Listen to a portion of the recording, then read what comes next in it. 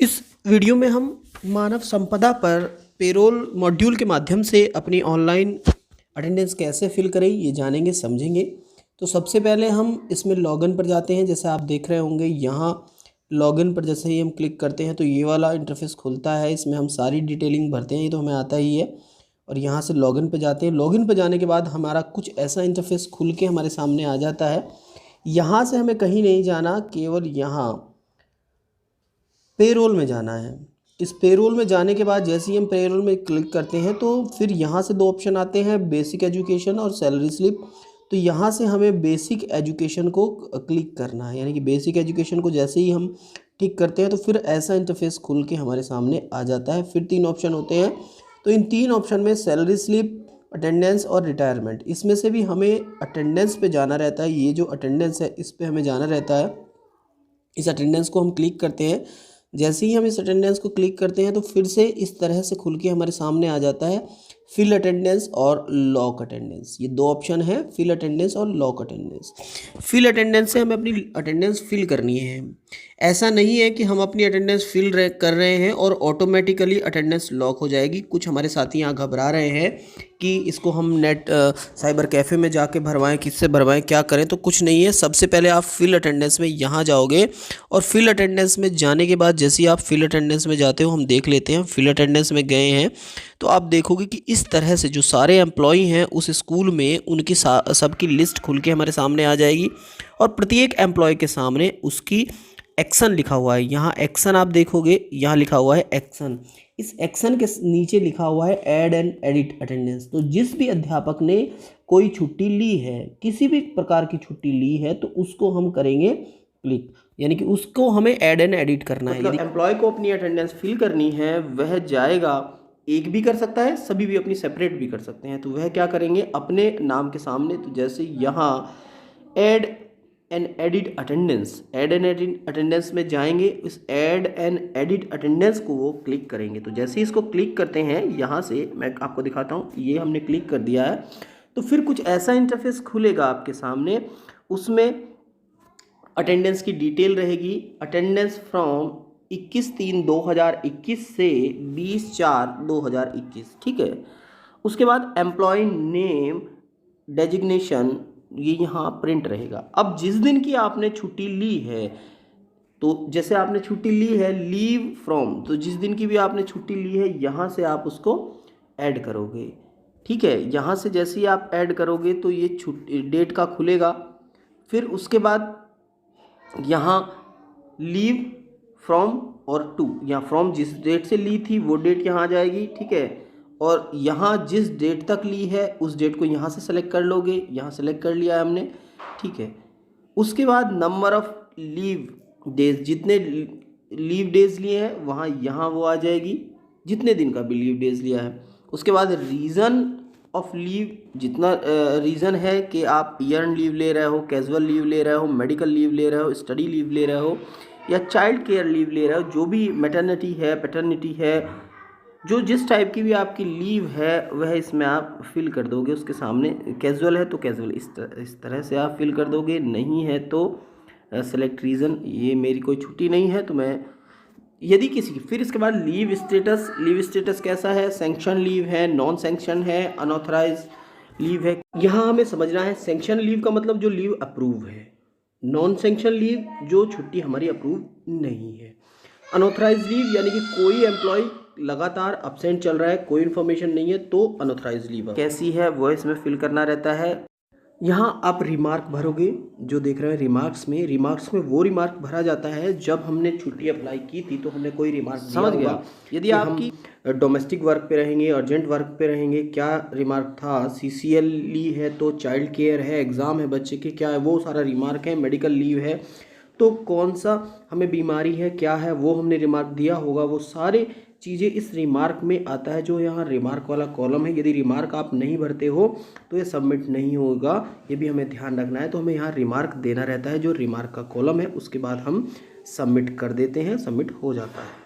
जैसे ही हम सबमिट करते हैं तो उसके बाद लिखा हुआ आता है सक्सेसफुली सेव्ड, यानी कि डाटा सक्सेसफुली सेव्ड, ये लिखा हुआ आता है। हम ओके को क्लिक करते हैं और जैसे ही हम ओके को क्लिक करते हैं तो फिर ऐसा यदि किसी एम्प्लॉय ने एक से ज़्यादा छुट्टी ली हुई है और अलग अलग डेट में, यानी कि लगातार नहीं ली है, तो यह डेटा दोबारा से आपको फिल करना पड़ेगा। यानी कि यहाँ आप देख रहे होंगे वही डाटा आपको दोबारा से फिल करना पड़ेगा। जैसे पहले प्रोसेस की थी, सक्सेसफुली सेव्ड आएगा लिखा हुआ सबमिट करने के बाद, तो ये डेटा आपको दोबारा से फिल करना पड़ेगा। जब तक आप दोबारा से फिल नहीं करोगे तब तक आप देखोगे आपकी सारी छुट्टी वहाँ शो नहीं होंगी। तो ये यदि आपने 3 छुट्टी ली हैं तो अलग अलग डेट में ली हैं तो अलग अलग ही उसको आपको सबमिट करना पड़ेगा। तो यहाँ आप समझ गए होंगे सबमिट कैसे करना है। कोई भी छुट्टी नहीं है तो आपको क्या करना है यह भी हम साथ साथ समझ लेते हैं। यदि आपने इस मंथ में, यानी कि इस टाइम पीरियड में, जो ये आपका 21/3/2021 से 20/4/2021 का समय है, इसमें आपने कोई भी छुट्टी नहीं ली है तो आपको ऐड एंड एडिट अटेंडेंस को फिल करने की आवश्यकता नहीं है। No need to fill the add and edit attendance. आपकी अटेंडेंस जब कोई लॉक होगी तो उसमें आपकी छुट्टी स्वतः ही शून्य शो हो जाएंगी। यानी कि आपको इसको फिल कर, यदि किसी अध्यापक ने, किसी एम्प्लॉय ने कोई छुट्टी नहीं ली है तो ऐड एंड, मैं पीछे से बैठ जाता हूँ, आपको दोबारा से दिखा देता हूँ। यदि किसी भी अध्यापक ने छुट्टी नहीं ली है, एम्प्लॉय ने छुट्टी नहीं ली है, तो हमें इस ऐड एंड एडिट अटेंडेंस में जाने की कोई आवश्यकता नहीं है। मैं आपको दिखाता हूँ क्यों आवश्यकता नहीं है। तो जैसे ही हम पीछे जाते हैं, दोबारा से हम देखते हैं, तो हम यहाँ पहुँचते हैं लॉक अटेंडेंस में। तो जैसे ही हम लॉक अटेंडेंस खोलते हैं तो हम सब की यहाँ अटेंडेंस शो हो रही होती है। आप देखोगे कि यदि इस नंबर ऑफ लीव अभी तक, यानी कि इसका मीनिंग है कि आपने कोई छुट्टी नहीं ली है, यहाँ नंबर ऑफ लीव शून्य, 0 शो हो रही हैं। यहाँ आप देखोगे 0 शो हो रही हैं। जब तक आप उनको नहीं भरते हो तब तक वह कैसी शो होती हैं यहाँ, यानी कि इसका मीनिंग है नो लीव, आपने कोई लीव ली ही नहीं है। इसका मीनिंग है कि आपको वहाँ उसको फिल करने की आवश्यकता नहीं है। किसको? यदि आपने छुट्टी नहीं ली है तो आपका सीधा ऐसे ही लॉक हो जाएगा। डेटा लॉक करने के लिए यहाँ फाइनली लॉक किया जाता है। और इसमें ये ध्यान रखें, जब तक सभी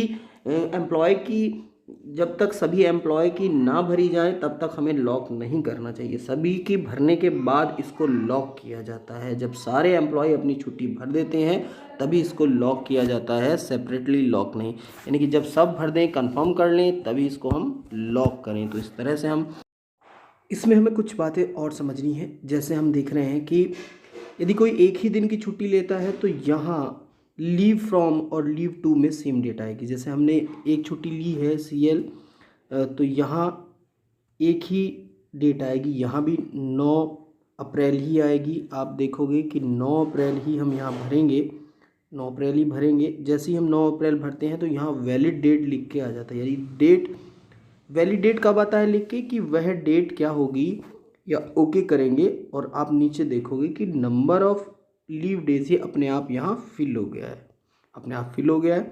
यहाँ आप देखोगे वैलिड डेट वो डेट होगी जो 21 मार्च से, आप यहाँ से देखोगे 21 मार्च से 20 अप्रैल के बीच पड़ने वाली डेट वैलिड डेट कहलाएगी।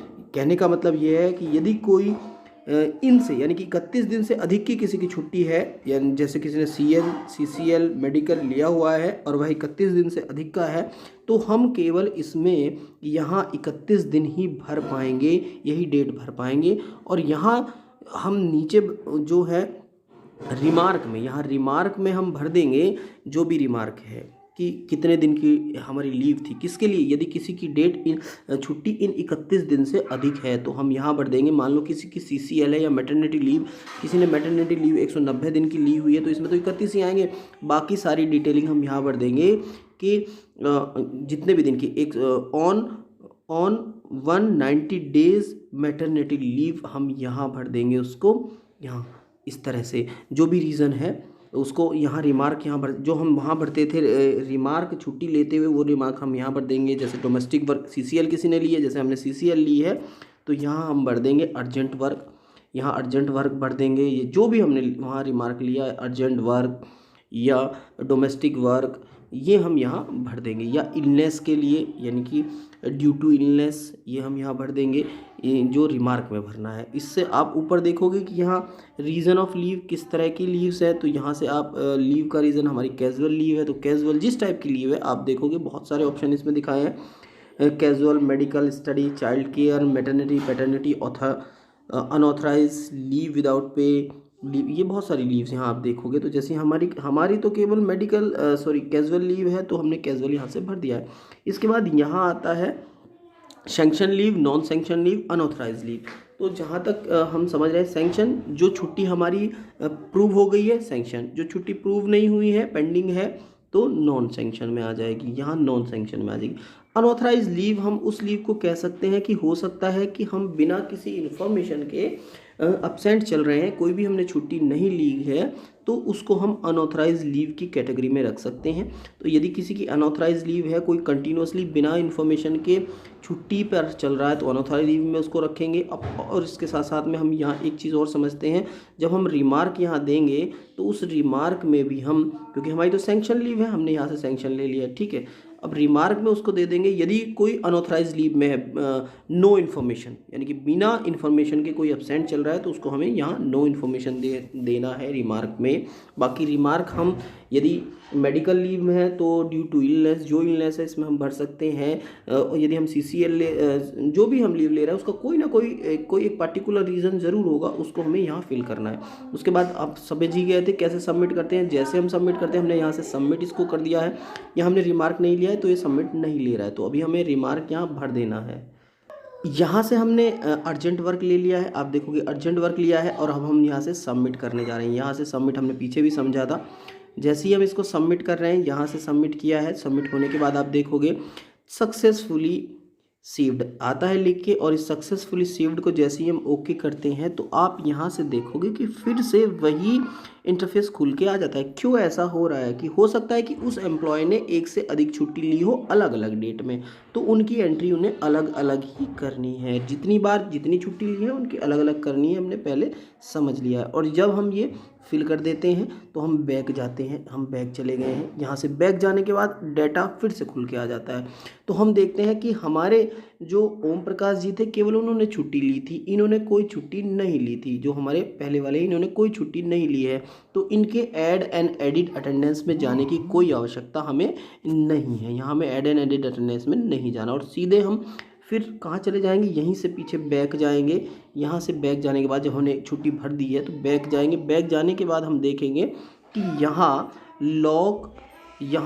लॉग अटेंडेंस डेटा आ जाता है। तो लॉग अटेंडेंस डेटा आया हुआ है, तो अब हम इस लॉग अटेंडेंस डेटा को क्लिक करेंगे। जैसे ही हमने इसको क्लिक किया, हम समझ गए थे पहले भी, तो ये सारा जो हमने फिल किया था वो यहाँ आ गया है। तो ओम प्रकाश जी की छुट्टी यहाँ आ गई है, जो हमारे नीरज सर हैं उनकी छुट्टी यहाँ ऑल डे वो प्रेजेंट रहे हैं, आप समझ गए होंगे, ऑल डे वो प्रेजेंट रहे हैं। इसके बाद आप नीचे देखोगे तो यहाँ लॉक का ऑप्शन आ रहा है, तो अब इस लॉक के ऑप्शन पर आप क्लिक करोगे। ये हमें कंफर्म कर लेना है कि लॉक हमें तभी करना है जब सबकी छुट्टी भर जाएं जिन्होंने छुट्टी ली है। जिन्होंने छुट्टी नहीं ली है कोई बात नहीं, उनकी भरने की आवश्यकता नहीं, आप समझ गए होंगे। तो हमने यहाँ से इसको लॉक पे क्लिक किया है। जैसे ही लॉक पे क्लिक किया है तो फिर ये मैसेज आएगा, are you sure you wish to lock 2 record, यानी कि 2 रिकॉर्ड आप लॉक करना चाहते हैं। तो यस, हम यहाँ से यस कर देंगे। अभी एक चीज़ और समझना है कि यदि किसी अध्यापक ने अल्टरनेट यानी कि 3 बार छुट्टी ली है या 4 बार छुट्टी ली है, तो उसकी यहाँ हमने यहाँ लॉक कर दिया, पहले इसको समझ लेते। तो उसका 4 बार ही एंट्री होगी जिसने 4 छुट्टी ली है, सेम ही अध्यापक की, ये भी आप यहीं समझ लीजिए। और जैसे ही हम इसको ओके करेंगे, हमने इसको ओके किया है, तो कुछ इस यहाँ आएगा कि successfully logged 2 record, 2 record successfully record हो चुके हैं। मैं जो बताने जा रहा था आप उसको भी समझ लीजिए कि यदि ओम प्रकाश जी ने 3 छुट्टी ली होती अलग अलग डेट में, तो ओम प्रकाश जी की यहाँ 3 एंट्री होती, यहाँ 3 बार ओम प्रकाश जी का नाम होता। ये समझ गए होंगे। यदि किसी का ऐसा आता है तो घबराने की कोई आवश्यकता नहीं। इसका मतलब है कि सॉफ्टवेयर उसको 3 बार ले रहा है एज ए रिकॉर्ड। इसके बाद आप देखोगे कि यहाँ आपको लॉक का ऑप्शन नहीं आ रहा है, यानी कि लॉक का ऑप्शन यहाँ से ख़त्म हो गया है, आपका डेटा लॉक हो चुका है। अब आप ऊपर देखोगे यहाँ प्रिंट का ऑप्शन आ जाता है, यहाँ प्रिंट का ऑप्शन आता है। इस प्रिंट के ऑप्शन पे आप क्लिक करते हो। जैसे ही आप इसको क्लिक करते हो तो ये प्रिंट वाला ऑप्शन आपका खुल के इस तरह से आ जाता है, यानी कि ये प्रिंट का ऑप्शन आपके सामने आ गया है यहाँ। तो और एक चीज़ और ध्यान रखनी है, जो जिस भी आईडी से डाटा लॉक होगा उसका यहाँ से आप देखोगे कि उसकी पूरी एंट्री का मीनिंग, उनका नाम, डेजिग्नेशन यहाँ दिखाई पड़ेगा और जिस डेट में उन्होंने किया है वह भी यहाँ दिखाई पड़ेगा। तो आप समझ गए होंगे लॉक जो करेगा उसका यहाँ पूरा इन्फॉर्मेशन आएगी, डेजिग्नेशन और उसका नाम। ठीक है, और जो हमने भरा था वो सारी चीज़ें, यहाँ हमने अर्जेंट वर्क भरा था तो देखो यहाँ अर्जेंट वर्क आपके सामने आ गया है। इन्होंने कोई छुट्टी नहीं ली थी, हमने एडिट नहीं किया था, ऑल डे इनको प्रेजेंट दिखा दिया है। तो इस तरह से ये सक्सेसफुली लॉग्ड हो गया है। लॉग डेटा की एक तो ये पहचान है, डेटा इस तरह से आपका प्रिंट हो जाएगा। ठीक है, अभी हमें और कुछ थोड़ा सा समझना है। जैसे हम बैक जा रहे हैं यहाँ से, आप देखोगे यदि हम यहाँ से बैक जा रहे हैं और जब हमारा डेटा लॉक हो गया है, एक बार लॉक हो गया है, आप समझ गए, तो यदि आप फील्ड डेटा अटेंडेंस खोलोगे तो क्या होगा ये भी हम समझ लेते हैं। हमने फील्ड अटेंडेंस डेटा में खोला है यहाँ से, तो यहाँ आएगा you have already logged your attendance data, यानी कि इस मंथ के लिए आपका डेटा लॉक हो चुका है। इसलिए आप समझ लीजिए कि यदि सबकी अटेंडेंस फिल नहीं होती है तो सबसे पहले हमें कंफर्म कर लेना है कि सबकी अटेंडेंस फिल हो गई है कि नहीं हुई है, तभी हमें लॉक करना है। लॉक करने के बाद आप किसी की अटेंडेंस फिल नहीं कर सकते। इसे बहुत ध्यानपूर्वक भरना है। ये भी समझ लीजिए कि जिस डेट में छुट्टी है उसी डेट को आपको भरना है। यहाँ एक और मिस्टेक होती है, वह भी मैं आपको बता देना चाहता हूँ कि समथिंग वेंट रॉन्ग जब हम लॉक कर रहे होते हैं तो कहीं कहीं ये वाली प्रॉब्लम आती है। मैं आपको दिखा देता हूँ कौन सी प्रॉब्लम आती है। कभी कभी जब हम लॉक करने जा रहे होते हैं तो something went wrong please try again later ये लिख के आता है, तो ये नेट का इशू भी हो सकता है, नंबर 1। दूसरा, कभी कभी क्या होता है कि एक आईडी से, क्योंकि हमारे स्कूल में मान लो कि 6 एम्प्लॉय हैं, तो यदि एक आईडी से हम फिल कर रहे हैं और ये ऐसी इन्फॉर्मेशन हमारे पास आ रही है जो लिखा हुआ है कि समथिंग वेंट रॉन्ग, तो हम उस आईडी से ना करके किसी दूसरी आईडी से लॉक करें, लॉक हो जाएगा। ये ध्यान रखें। ये कभी कभी ऐसा होता है कि सब कुछ डिटेल हमारी सही होती है, उसके बाद बार बार ये हमें इन्फॉर्मेशन आती है कि something went wrong please try again later. तो इसमें हमें क्या करना है, एक जिस आईडी से हम लॉक करना चाह रहे हैं उससे ना करें, किसी दूसरी आईडी से लॉक कर दें यदि एक से अधिक एम्प्लॉय हमारे वहाँ है। तो यदि एक ही टीचर है और बार बार यही आ रहा है तो थोड़ा हम वेट करें, कुछ समय पश्चात उसको दोबारा ट्राई करें, तो ये समथिंग वेंट रॉन्ग नहीं आएगा। तो ये कुछ डिटेल थी, मैंने बताने की कोशिश की थी। तो यदि आपको वीडियो पसंद आता है तो प्लीज़ लाइक करें, शेयर करें और इसको सब्सक्राइब भी करें मेरे चैनल को, यदि अभी तक सब्सक्राइब नहीं किया है। Thank you for watching this wonderful video.